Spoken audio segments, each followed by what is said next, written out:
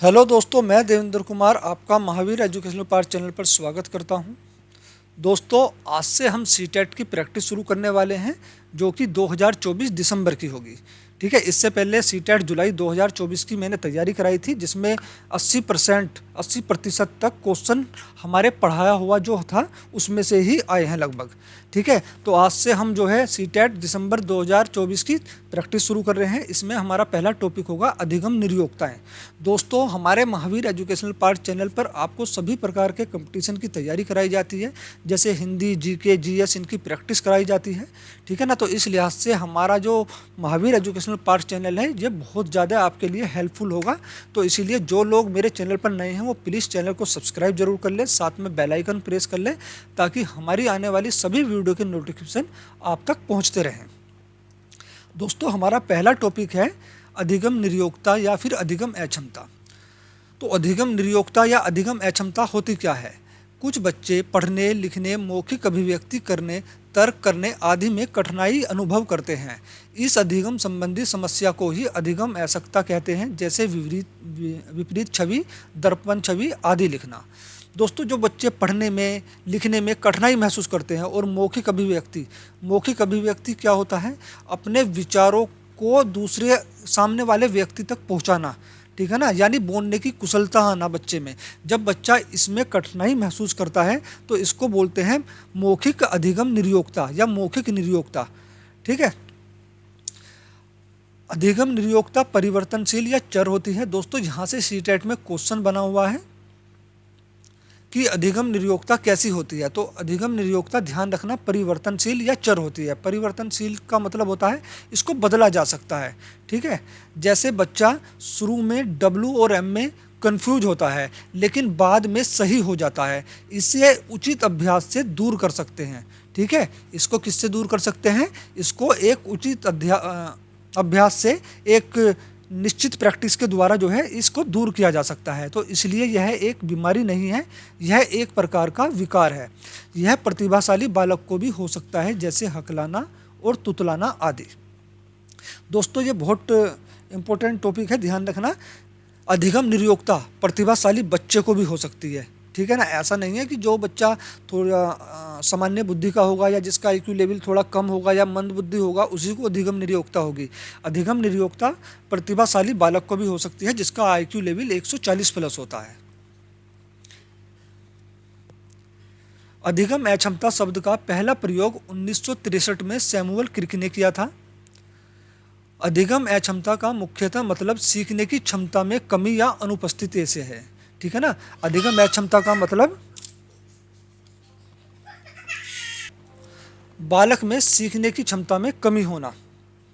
ठीक है दोस्तों, क्रिक के अनुसार अधिगम अक्षमता को भाषा, पठन, लेखन या गणितीय प्रक्रियाओं में से किसी एक या एक से अधिक प्रक्रिया में मंदता व विकृति या अवरुद्ध विकास के रूप में परिभाषित किया जा सकता है, जो संभव है मस्तिष्क कार्य विरूपता या संवेगात्मक अथवा व्यापारिक विपोक्ष का परिणाम होती है। ये किसकी परिभाषा है? ये है सैमुअल क्रिक की परिभाषा।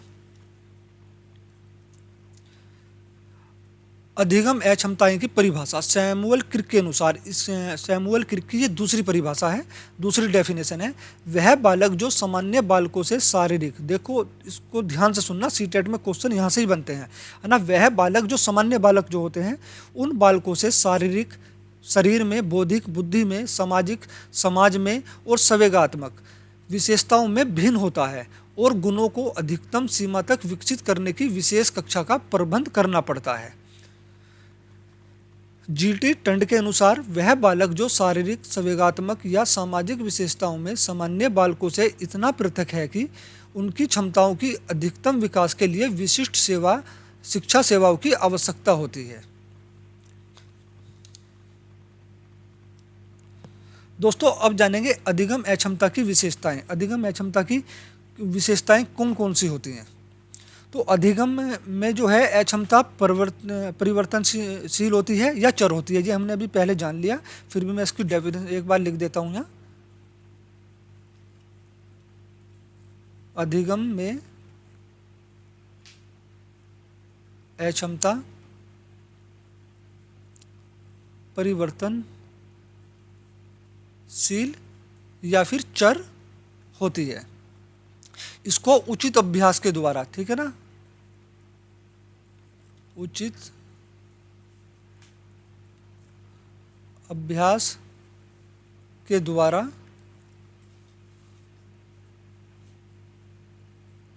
अधिगम अक्षमता को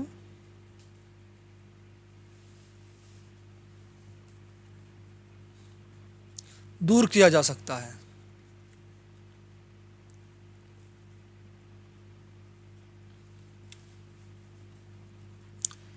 यह एक विकार है। अधिगम अक्षमता क्या है? यह एक विकार है। विकार, विकार मतलब इसको हम ठीक कर सकते हैं, ना कि बीमारी। यह कोई बीमारी नहीं है।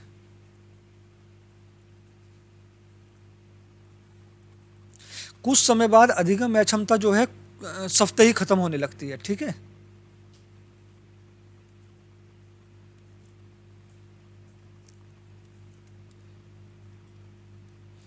कुछ समय बाद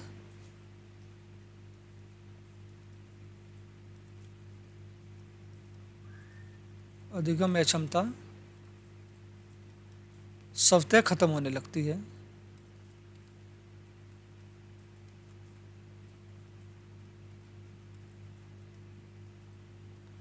क्योंकि अधिगम में जब परिवक्ता आती है, परिवक्ता मतलब जब अधिगम में बच्चा धीरे धीरे सीखने लगता है प्रैक्टिस के दौरान, ठीक है, तो उसकी अधिगम अक्षमताएं जो हैं खत्म होने लगती हैं धीरे धीरे।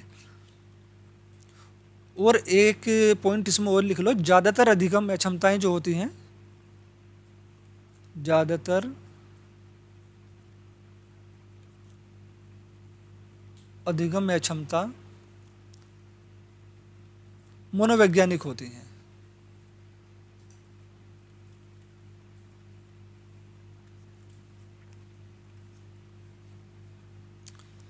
ठीक है दोस्तों, ये हैं अधिगम अक्षमताएं की विशेषताएं। अधिगम में अक्षमता परिवर्तनशील या चर होती है। उचित अभ्यास के द्वारा अधिगम अक्षमता को दूर किया जा सकता है। यह एक विकार है, ना कि बीमारी। कुछ समय बाद अधिगम अक्षमता स्वतः खत्म होने लगती है। और ज़्यादातर अधिगम अक्षमताएं कैसी होती हैं? मनोवैज्ञानिक होती हैं, ठीक है।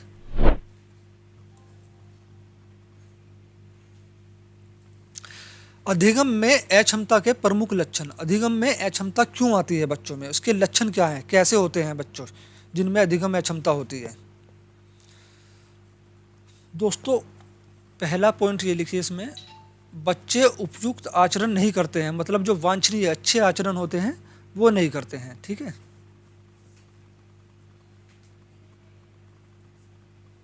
उपयुक्त आचरण न करना।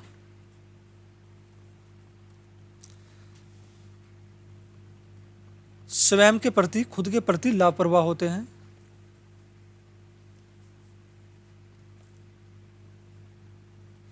स्वयं के प्रति लापरवाह।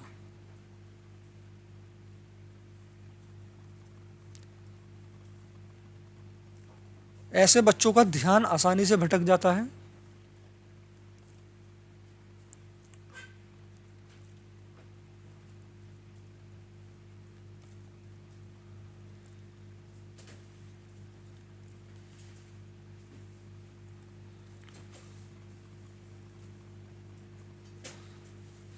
संवेगात्मक अस्थिरता।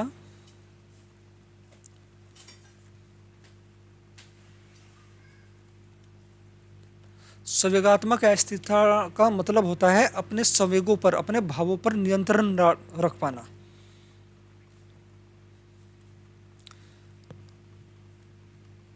ऐसे बच्चे सामान्य बच्चों से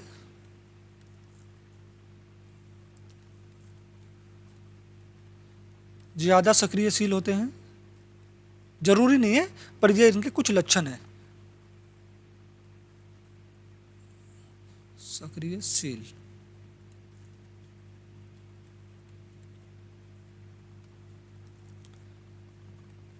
कार्य को मंद गति से करते हैं, धीमी गति से करते हैं।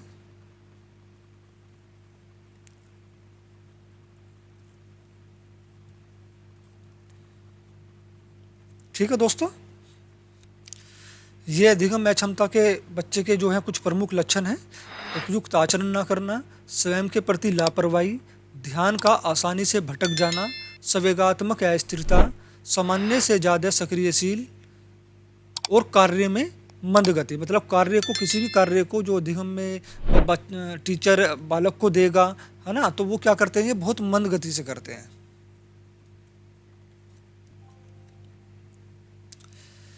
अब है प्रमुख अधिगम अक्षमताएं। प्रमुख अधिगम अक्षमताएं, अधिगम अक्षमता जो है कौन कौन सी होती हैं?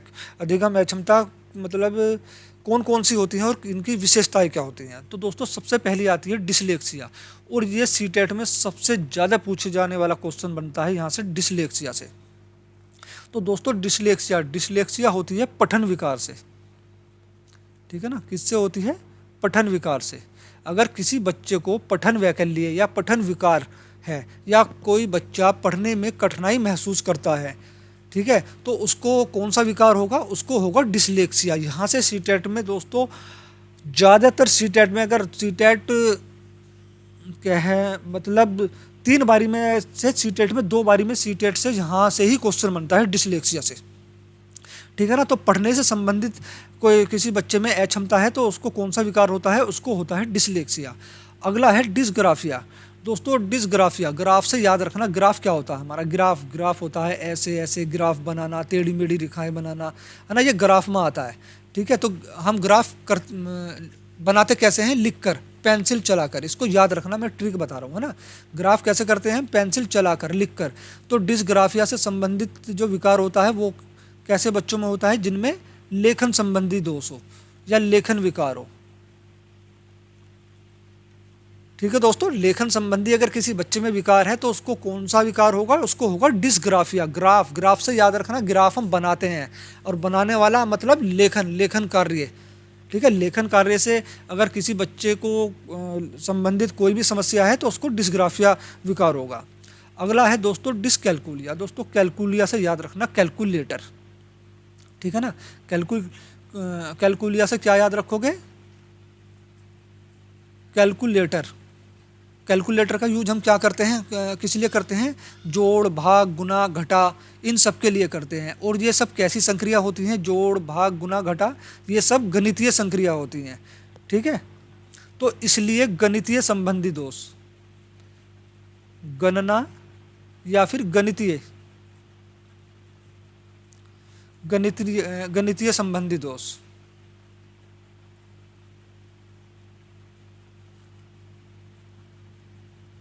अगर किसी बच्चे में है तो उसको कौन सा विकार है?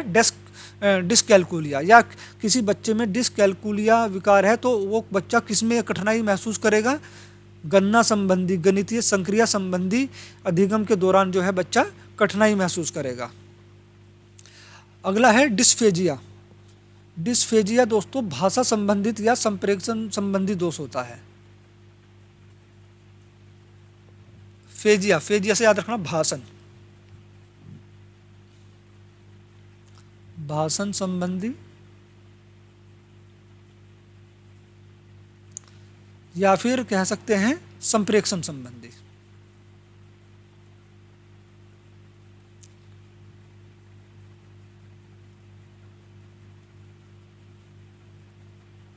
अगर कोई बच्चा अपने विचारों को, संप्रेषण का मतलब होता है अपने विचारों का आदान प्रदान करना, है ना। 2 व्यक्तियों के बीच की वार्ता को क्या कहते हैं? संप्रेषण। अगर कोई बच्चा इसमें कठिनाई महसूस कर रहा है, अपने विचारों को कक्षा में या किसी के सामने रखने में कठिनाई महसूस कर रहा है, ठीक है, तो उसको कौन सा विकार होगा? उसको डिस्फेजिया होगा। या किसी बच्चे को डिस्फेजिया है तो उसके लक्षण कैसे होंगे? संप्रेषण संबंधी दोष। वो भाषा को सही से बोल नहीं पाएगा, अपने विचारों की अभिव्यक्ति नहीं कर सकता, ठीक है। अगला है दोस्तों डिस्प्रेक्सिया। डिस्प्रेक्सिया होता है गतिक कौशल,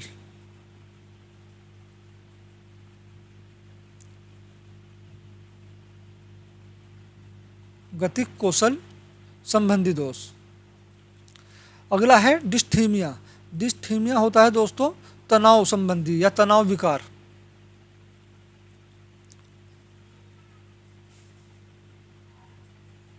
तनाव विकार।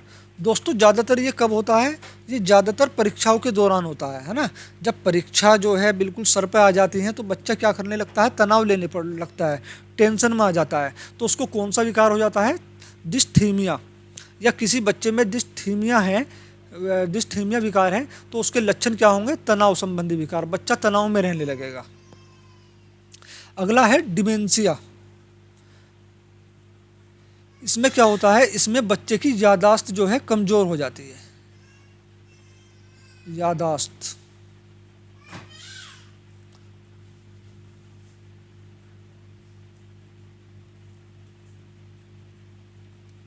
इस रोग में क्या होता है दोस्तों? बच्चे की यादाश्त कमजोर हो जाती है, बच्चा बहुत जल्दी जल्दी भूलने लगता है, कुछ भी पढ़ाया हुआ बच्चा भूलने लगता है। तो उसको कौन सा विकार होगा? उसको होता है डिमेंशिया विकार। अगला विकार है दोस्तों हमारा न्यून अवधान अति सक्रियता विकार। इसको ADHD भी बोलते हैं, शॉर्ट फॉर्म में ADHD लिखा आता है। तो ये क्या होता है दोस्तों? इसमें क्या होता है? इस रोग में या इस विकार में बच्चे का ध्यान जो है आसानी से भटक जाता है, ठीक है ना। सीधे भाषा शब्दों में कहें तो ध्यान का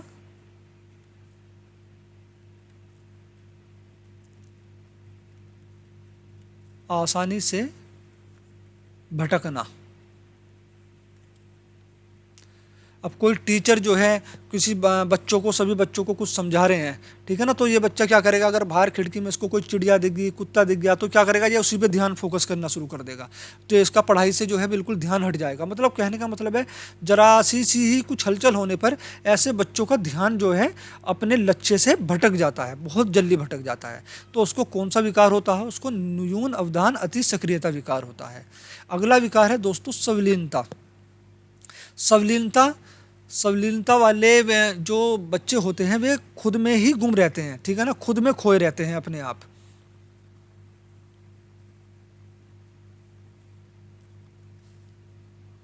खुद में गुम रहना। अब टीचर बच्चों को पढ़ा रहा है लेकिन वो बच्चा जो है अपने आप ही अपनी विचारों में खोया हुआ है, ठीक है ना। जो मतलब बच्चा जो है ठीक तरह से भी टीचर का पढ़ाया हुआ जो भी ज्ञान है वो ग्रहण नहीं कर पाता उसको, क्योंकि वो बच्चा जो है उस पर फोकस नहीं कर पाता, वो अपने विचारों में खोया रहता है, अपने विचारों में खोया रहता है। या ऐसे बच्चे जो होते हैं ना ज़्यादातर एकांत में बैठना पसंद करते हैं। जो संविलीनता से बच्चे जूझ रहे होते हैं, संविलीनता विकार से, ऐसे बच्चे जो हैं ज़्यादातर एकांत में बैठना पसंद करते हैं। एक बार फिर से रिपीट कर लेते हैं दोस्तों। डिस्प्रेक्सिया, डिस्प्रेक्सिया गतिक कौशल संबंधी दोष जिस बच्चे को होगा उसको कौन सा विकार होता है? डिस्प्रेक्सिया। डिस्थेमिया तनाव संबंधी विकार होता है। डिमेंशिया यादाश्त कमजोर होना। न्यून अवधान अति सक्रियता विकार ध्यान का आसानी से भटक जाना। संविलीनता खुद में गुम रहना। दोस्तों वीडियो अच्छी लगी हो तो प्लीज़ वीडियो को लाइक करें और शेयर करें, और साथ में जो लोग नए हैं वो चैनल को जरूर सब्सक्राइब कर लें, क्योंकि हमारे महावीर एजुकेशनल पार्ट चैनल पर आपको सभी प्रकार के कंपटीशन की प्रैक्टिस कराई जाती है, ठीक है। तो दोस्तों हमारा अगला है विजुअल परसेप्शन विकास, ठीक है, विजुअल परसेप्शन विकास। इसमें क्या होता है? इसमें प्रत्यक्षण संबंधी अक्षमता होती है बच्चे में। प्रत्यक्षीकरण संबंधी अक्षमता।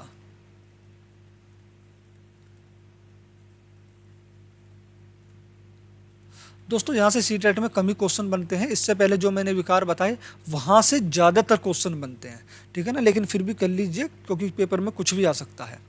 श्रवण संबंधी अक्षमता, सुनने में कठिनाई महसूस करना। श्रवण का मतलब होता है सुनना। हकलाना, जो बच्चे हकलाते हैं। तुतलाना, जो बच्चे तुतलाकर बोलते हैं। इंद्रिय समन्वयन क्षमता विकार, अपनी इंद्रियों पर नियंत्रण ना रख पाना, ठीक है। डिसऑर्थोग्राफिया वर्तनी संबंधी, मतलब डिसऑर्थोग्राफिया का आप इसको इस तरह से ले लो, डिसऑर्थोग्राफिया को जिस बच्चे में डिसलेक्सिया भी हो, है ना, डिसग्राफिया भी हो और डिसकैलकुलिया भी हो, ठीक है, उसको कौन सा रोग होता है? उसको डिसऑर्थोग्राफिया होता है, ठीक है। वर्तनी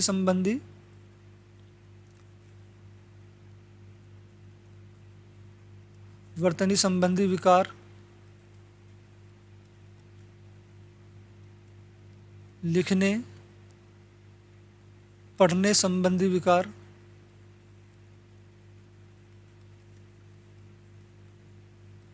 जिस बच्चे में ये सभी विकार हों उसको कौन सा विकार होता है, उसको डिसऑर्थोग्राफिया होता है।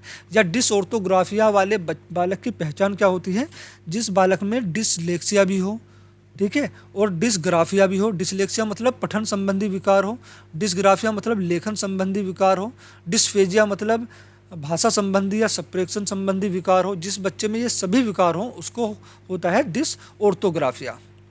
तो दोस्तों आज की हमारी सीटेट की पहली क्लास यहीं पर समाप्त होती है। वीडियो देखने के लिए धन्यवाद।